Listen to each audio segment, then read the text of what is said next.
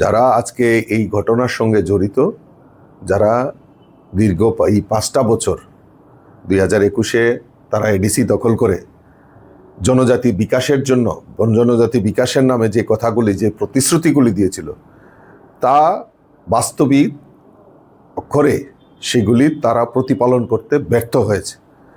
এবং শুধু তাই নয়, জনজাতিদের টাকা আত্মসাৎ করে তারা ব্যক্তিগত সম্পত্তিতে রূপায়িত করেছে। এবং আজকে তাদের ভয়, যদি আবারও যদি ক্ষমতায় না আসতে পারে, তাহলে এই যে তাদের যে রাজনৈতিক উদ্দেশ্য, সেটা সার্থক হবে না।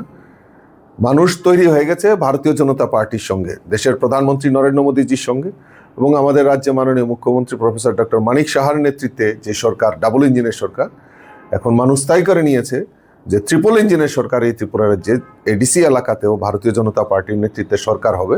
তাই তারা দ্বিধাগ্রস্ত হয়, হতাশা হয়, ভারতীয় জনতা পার্টির কার্যকর্তাদের উপর হামলা করছে, হামলা হুজ্জতি করছে। তো আমি গতকালকেও মুজি দেববর্মার উপর আক্রমণ সংগঠিত হয়েছে, রাত্রেবেলা আমি ওর বাড়িতে গেছিলাম এবং আমাদের কার্যকর্তাদেরকে মারধর করে, আক্রমণ করে, সেখানে মানে তারা কি কায়েম করার চেষ্টা করছে।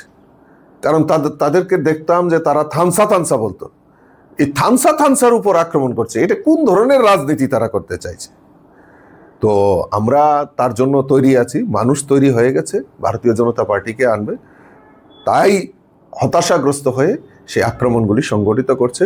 তার পরিণাম ভালো হবে না, মানুষ তার উপযুক্ত জবাব আগামী 12ই এপ্রিল দেবে।